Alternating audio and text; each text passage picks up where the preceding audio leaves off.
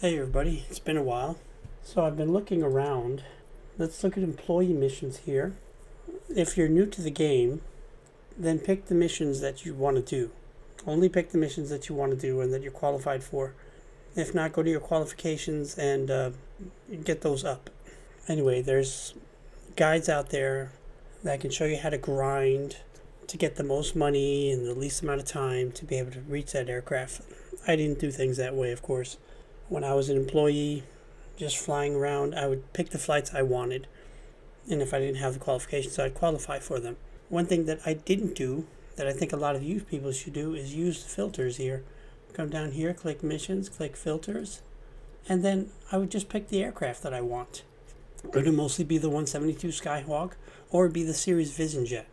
So you can just click that and you'll get only missions for that plane. That won't be the most money.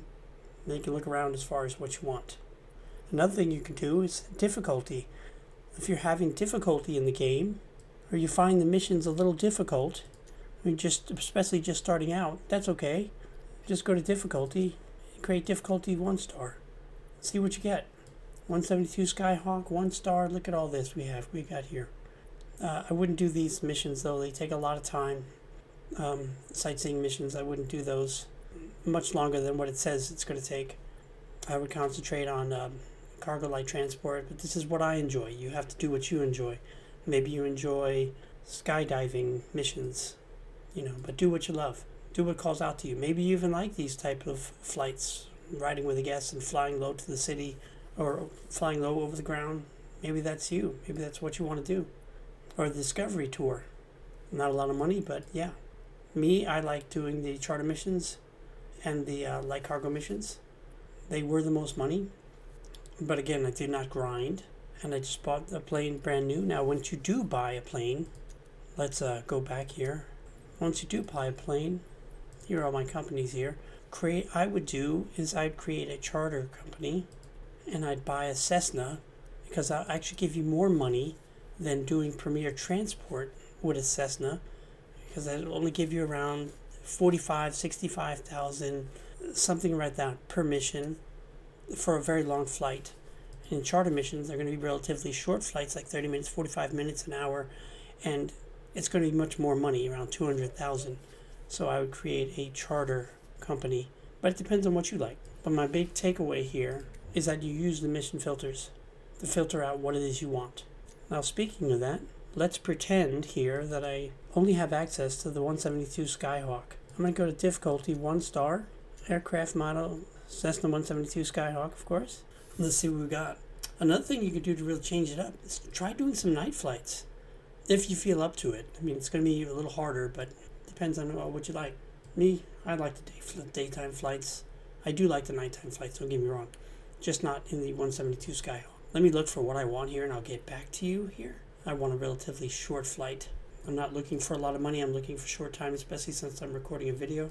There are a bunch of short flights, but they're very short runways. Good thing that is a Skyhawk, because they're able to land at short runways. Here's some 30-minute flights here. Now, if you see these missions where it's surrounded by trees, just keep in mind it's going to be harder to land, harder to see the runway, etc. If that's something you're worried about, try to exclusively find a mission where you're flying to a bigger airport. And you can always look at the arrival airport. This is a bit of a clearing, but there's still trees around, and they're going to be pretty high. Should have already had a mission picked out. Now here's the mission. It's going to an airport I know that has a very long runway. So if you want to make things easier on yourself, let's go with that. Kimt, it's right up here. You can look at the arrival airport. You can't see it very well in winter, but this is it's a big airport. So I think we're going to go ahead and pick this one. Let's go ahead and look at the flight plan. It'll automatically put something in for you, so don't worry about that. And I just have the base game, so I don't have anything that you don't have. I don't even have premium. Now, the only difference between ILS and RNAV is that the ILS, you got to tune in the frequency, and if you don't want to do that or you're too lazy like me, then I'll just pick an RNAV. So change it to RNAV, Skyhawk. You don't want to do direct, because there is no direct procedure from your aircraft that I know of. So Skyhawk will be our transition. Here it is here. Going to the runway, that looks good. It's going to be runway 1. Let's do something here. Click arrival airport information. Go to runways. Runway 1. No, this is no good. This is a 6 knot tailwind, which is not going to be great. It's going to be pushing you around a lot. Only 2 knot crosswind, that's okay. But 6 knot tailwind we don't really want. So runway 19 looks better. Let's see if we can get something for runway 19. Let's go back. We can change the runways here. Runway 19. You probably never did this. Change it, add approach. Good thing there's an RNAV here. I like this one here. Change procedure. So it's going to be a little bit of a further flight. We'll be going out of the way here and then coming all the way back around. So just be aware of that. But again, if we go to airport information, runways, runway 19, we have a 6 knot headwind, is what you want. Not too much of a headwind, not too much of a tailwind. But ideally, if you do have winds at all, you're going to want a headwind and with the least amount of crosswind, which is what we have with runway 19. So that's what we're going to take. We could have taken runway 13, but that has a 6 knot crosswind. It may not be much, but it can still push around such a small aircraft as the 172 Skyhawk. I'm going to send this to ATC and Avionics. Before I do that though, I'm going to start the stopwatch, which is always a risky thing to do when you start the stopwatch. Time tends to go wonky. Sometimes it will speed up or slow down on its own. And then you have to always constantly make sure it's in real time. But it's a good thing if you want to speed up the sim rate of the flight, which is what most of us are going to do. I mean, come on, let's be real. And I'm going to try to make it a VFR flight, even though it's calling for LIFR conditions. If I have to, I can always change it to an IFR flight, especially if they only accept IFR flight plans when contacting the arrival airport for landing. So again, VFR flight, stopwatch enabled. Now we'll come back here. 4,000 feet, that's fine. I'm going to make it 5,000 feet. Send to ATC and Avionics. Let's go ahead and jump in. We'll take our Skyhawk. So remember, I'm pretending that I only have the 172 Skyhawk available to me as a freelancer flight. I'm taking this, 126,000 credits. You can get even more for a longer flight. Now this is a difficulty 2 mission. I didn't look at that, but hey, I'm going to take it anyway. It looks good, so I'm going to take it. Okay, here we are at our lovely aircraft. I'd like to use Alt-Q just to remove everything without having to remove anything individually. Let's go ahead and jump in the aircraft. Request boarding.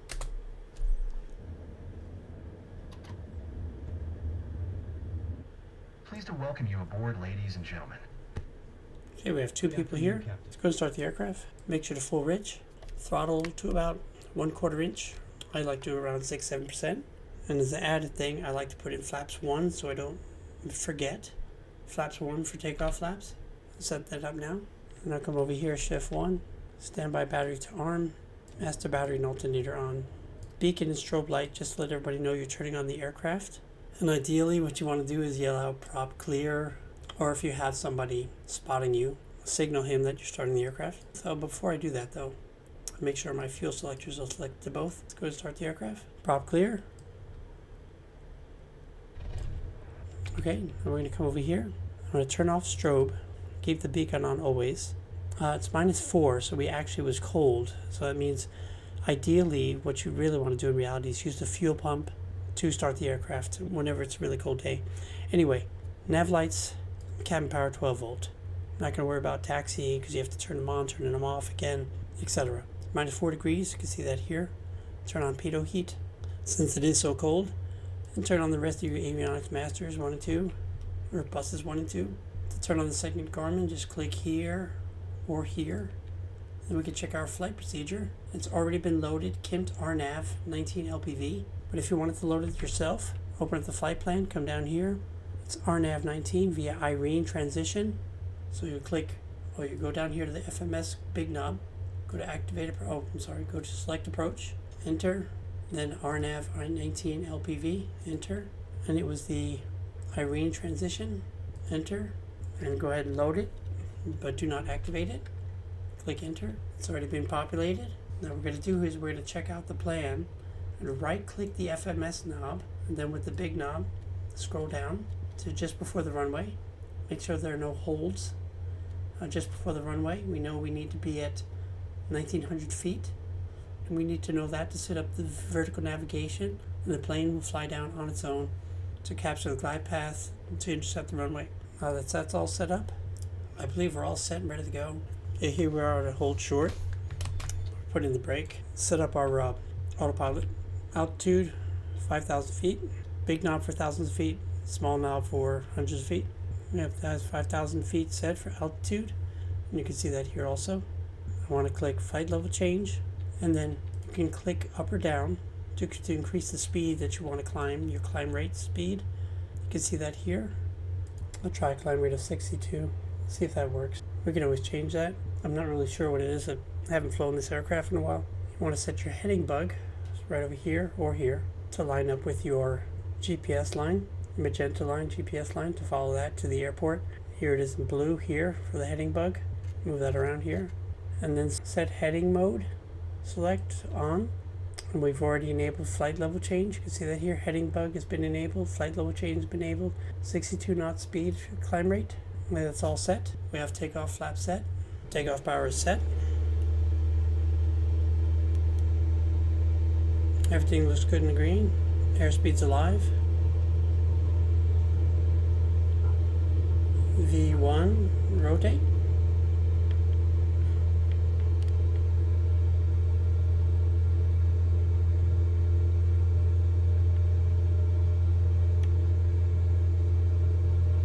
You don't want to climb too steeply just yet.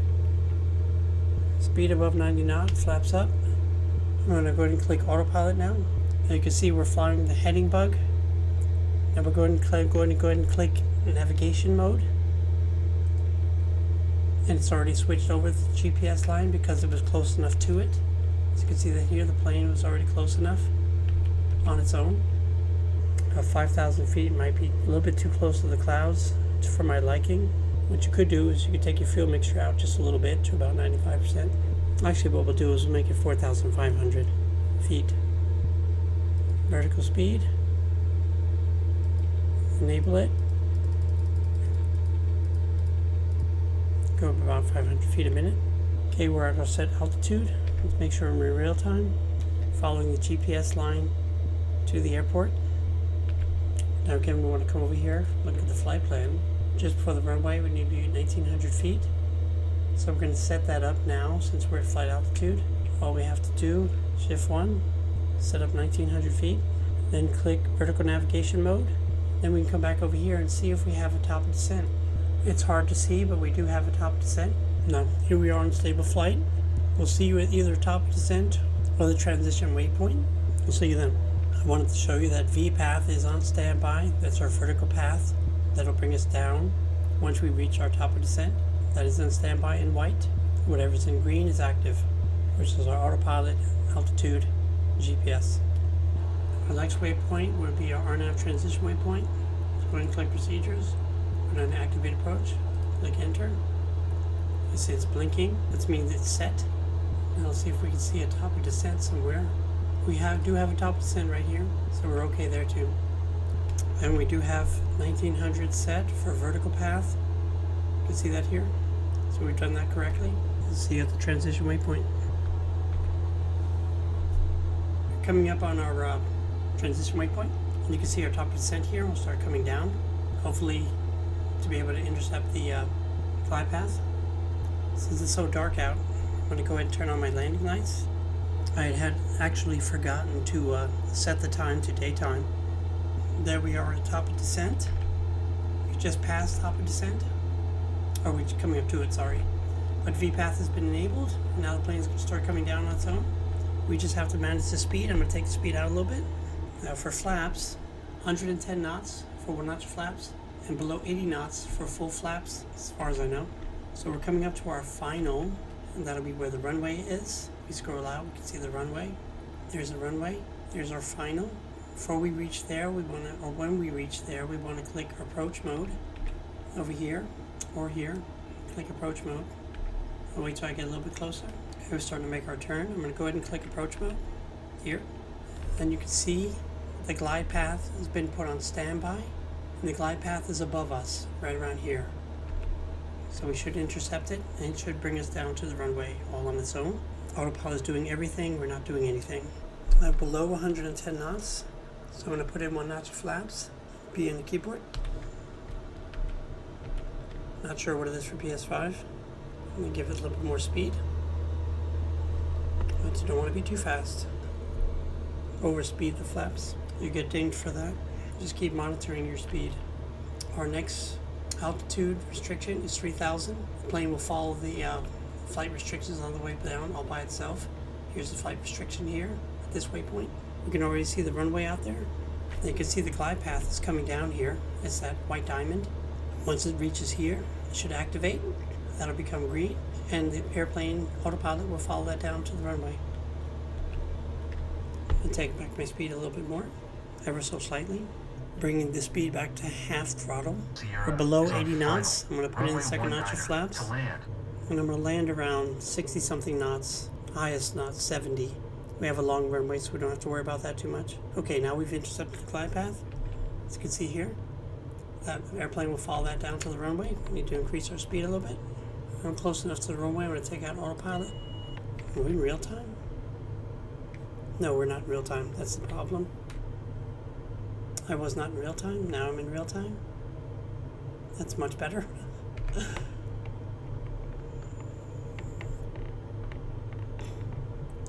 Need to get down some.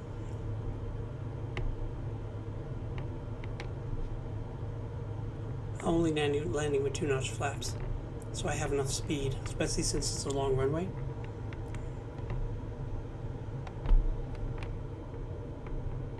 Taking the speed back again and again as I get close to the runway.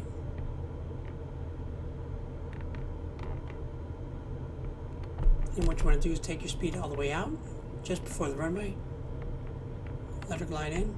Try to keep it off the ground as long as possible.